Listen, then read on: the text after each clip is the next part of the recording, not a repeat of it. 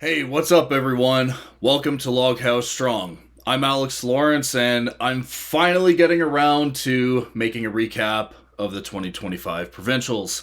I'm a couple weeks behind. I'm sorry, you guys. I've been so busy and lazy. But yeah, we're here. We're going to get to it. So let's get to it. So I'm going to go class by class. I'm just going to talk about the winners, the top three finishers in each category, both in the women and the men. So starting us off with the teen women, first place we had Jordan Clancy. She was the only participant in her class, making 5 points out of 5. In the women U57, we had 3 contestants with a total of 15 points, possible points. First place, we had Jessie Kennedy with 14 points. Second place, Etta Degnan with 10 points. And third place, Rachel Bonnet with 6 points. Moving down to the U64 class, possible of 15 points. First place was Chelsea Loire with 14 points. Second place, Tiana Ewing with 10. And third place, Bradeen McGregor with 6 points, who had unfortunately had to pull out after the third event, I think it was. Otherwise, she would have been fighting for a better placing, I have no doubt. U73 women had 20 possible points to win. First place, we had Ferris Sanbo with 18 points. Second place, by tiebreaker, Olivia Hoyam with 13 points, and third place, Marie Edwards with 13 points as well. But like I said, Olivia managed to edge out Marie on the tiebreaker. And fourth place, Alina McCullough with 6 points. 6 points. 16 would have put her second. Great work, Alina. Masters women. 2 contestants, possible 10 points. First place, Courtney Johnson with 9 points. Second place, Christine Blythe with 6 points. And the final class for the women was a combination of the U82s and the open women, just for the number of contestants. Possible points of 15. First place, Monica Podgorski with 15 points. A clean sweep, the only athlete in the entire contest, both men and women, to actually have a clean sweep in all events. Congratulations, Monica. Second place, Pooja Satish with 10 points. And third place, Ashley Giovanni with 5 points. Moving on to the men's divisions, we have the teens with a possible of 10 points. Connor Clancy coming out on top with 10 points. And Luke Fockett with 5 points. Now, I said in the open women's that Monica was the only one to get a clean sweep in her class, but she had 2 other contestants in the teens division. There was only 2. I don't know. There's got to be at least a full podium for me to count that as a clean sweep if you do get a clean sweep. Anyways, moving on. Men U80. Possible 10 points. First place, Robin Killeran with 8 points. And second place, right behind him, Jared Carrier with 7 points. Lightweight Masters men, possible 15 points. First place is Stefan Hall with 14 points. Second place, Cosmin Altino with 11. And third place, Camille Plant with 5. In the U90 class, we had a little bit more contestants now, with possible 30 points. First place is William Murray with 28. Second place, Robert Rogel with 23. And third place, Liam Grant with 17. In the U105s, we had a possible of 25 points, with Kyle Evanoff coming out on top with 22 points. Second place, Samuel Spinelli with 18.5. And third place, Josh Palu with 14 points. In the heavyweight masters class, we had possible 15 points, with first place going to Stephen Passman with 13 points. Second place, Gerard Weiss with 10 points. And third place, Marcus Ansems with 1 point. Now, I actually don't remember seeing Marcus at all. I mean, I actually honestly don't really know the guy, so I don't know what he looks like. But it looks like he had to withdraw after the first event, which sucks. Hopefully, it's nothing too serious and that he comes back soon.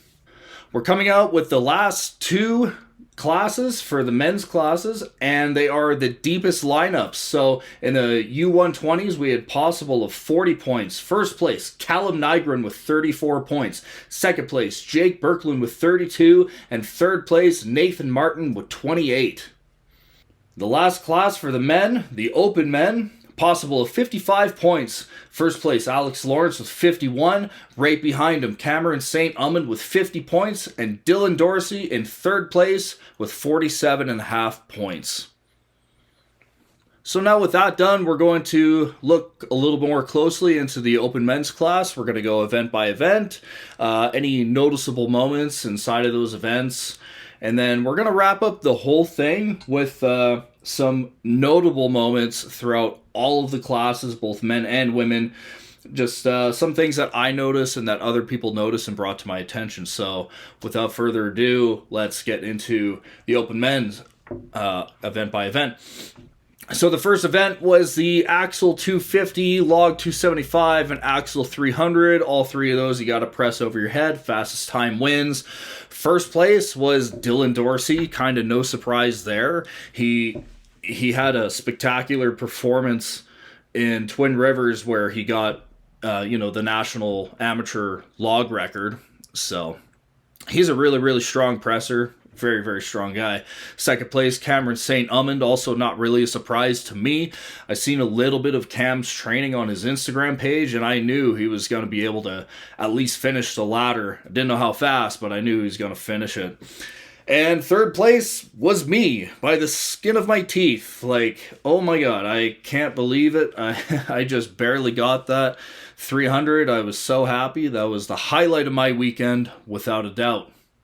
Event number 2 was a 600-pound frame carry with the thick and smooth handles for about 40 feet in one direction. First place was me with 4.3 seconds, and we had joint second place, somehow tied second place between Dylan Dorsey and Darcy Bone at 5.5 seconds apiece. Now that's a little tricky. I mean, stopwatches, right? It's not going to be 100%, but we did have like at least 2 or 3 people with stopwatches for every event in all classes. So, I mean, they did the best that they could anyways. Event number 3 was a deadlift ladder with a 550-pound axle for 2 reps, followed by a 600-pound barbell for 2 reps. First place was Cameron St. Amand by 1/10 of a second, beating me.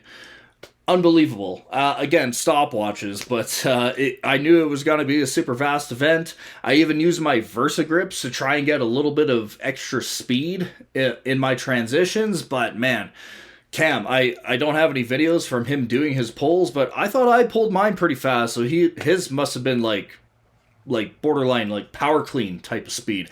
Third place, Dylan Dorsey was 14.1 seconds, so about 4 seconds behind Cam and myself. Fourth event, 775 yoke for 40 feet. Run back that 40 feet and grab a 300-pound bag and throw it over the yoke bar.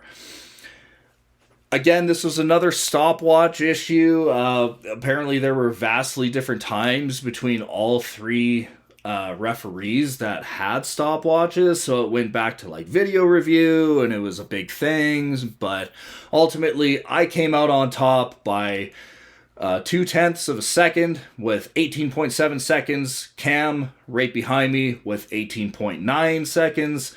And third place, Dylan Dorsey with 29.4 seconds. The final event was the bag ladder to shoulder, a 185, a 210, 250, 300, and 350-pound bag. I was so excited for this event. I was so confident that I would actually be the only guy to get the 350-pound sack to my shoulder. But it didn't work out like that. There were actually a few guys that came really, really close, but just didn't really have the gas or the time to do it. But yeah, Cam, he ended up coming out on top on this event by 0.5 seconds in front of me. And my God, what a absolutely insane performance that was. I'll put a video up when I'm talking about some highlights, because that was absolutely one of the highlights of the contest for me. Was he like just the way that he grabs the bag and the way that he almost throws it right over his shoulder and he catches his balance, and then oh my God, it was like one of the coolest feats of strength I've actually ever seen. So yeah, Cam and I got were the only guys in any of the men's classes to get the 350-pound bag, and Dylan came in third place in that event, getting 4 bags up to the 300 in the fastest time of all the other non-finishers in 26.6 seconds. So yeah, it was like super duper tight between Cam and myself. Like, it was just back and forth the entire time. It kind of, it sort of worked in my favor that pretty much all of these events were for time, because I'm really fast and I'm pretty decent at transitions, but it turns out Cam is also really fast as well. It's actually funny, like, him and I are like the same height, we kind of have the same build. He might have a few pounds on me, but his static strength is just so much better than mine right now. I need to get my static strength up, but I was a little bit faster than him on a couple of things, so yay me. But anyways, yeah, we're gonna get into just some notable moments. So the first notable moment that I want to mention goes to Ferris Sanbo. For this frame carry in particular, this was the only frame carry that was sub 4 seconds, 3.9 seconds to be exact. Absolutely smoked it. Her yoke run was insanely fast too. If you look at the way that she runs with this bag, it was absolutely crazy fast. She didn't quite get first on the yoke and bag event, but she absolutely smoked the frame event. So great work, Ferris. Like, absolutely fast in Ferris. The next notable moment that I want to mention is actually Tom Gunson from the open class.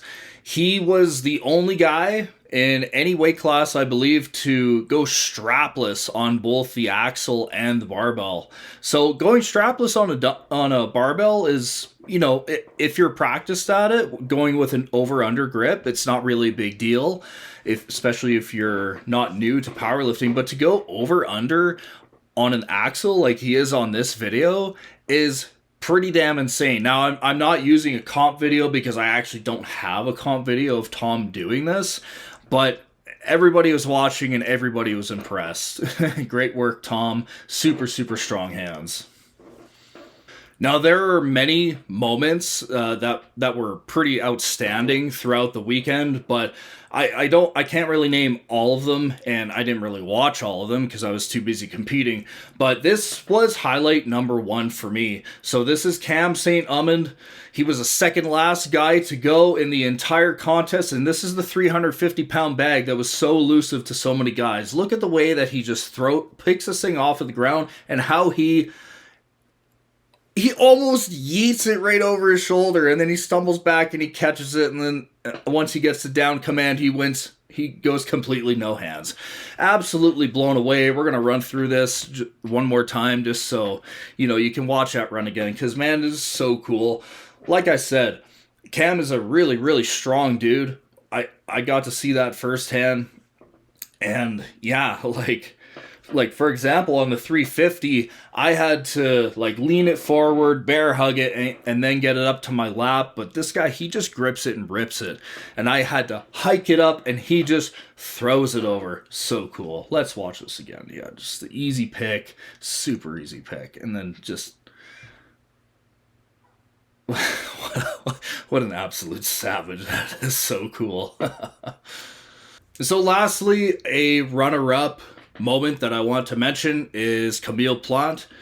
On the yoke and sandbag event, this yoke was just a little too far beyond his abilities, but everybody saw that he was trying, and Billy was screaming at him. Tyson gets a little closer and starts yelling at him. Who else? Jeremy comes along and starts yelling at him. And with each person that's coming by and encouraging him, he just gets a few more steps. Like he knew he wasn't going to be able to finish the event, but with so many people cheering you on, how could you not at least try? He didn't quite finish the yoke run, but damn, he got a lot further than he would have if nobody would have stepped in and cheered him on. There's his son, Gaetan. So, yeah, great work, Camille. Absolutely warrior-like performance there, just fighting until the clock runs out. All right, guys, that is my recap. I'm sorry it's late again. Like I said, life got in the way. I've been out of town more than I've been in town, and whenever I'm actually in town, I'm absolutely exhausted, to be honest. So yeah, I finally got this video out. I'll make another video just talking about my personal season, how it went, because I actually had I only competed 4 times this year, but they were all very, very eventful contests, and I had a lot of fun, and I just want to talk about that, maybe talk about my plans for the future, and then, yeah, now it's time to start researching for nationals. That'll be really interesting to look at. I think all the lineups for the different provinces are announced now, so that'll make my job a little bit easier. So yeah, again, thank you everyone for your patience and your support on this channel. It's super awesome. I wish I could have got this out a little bit sooner while everything was still fresh, but again, thank you guys very much. This is Loghouse Strong.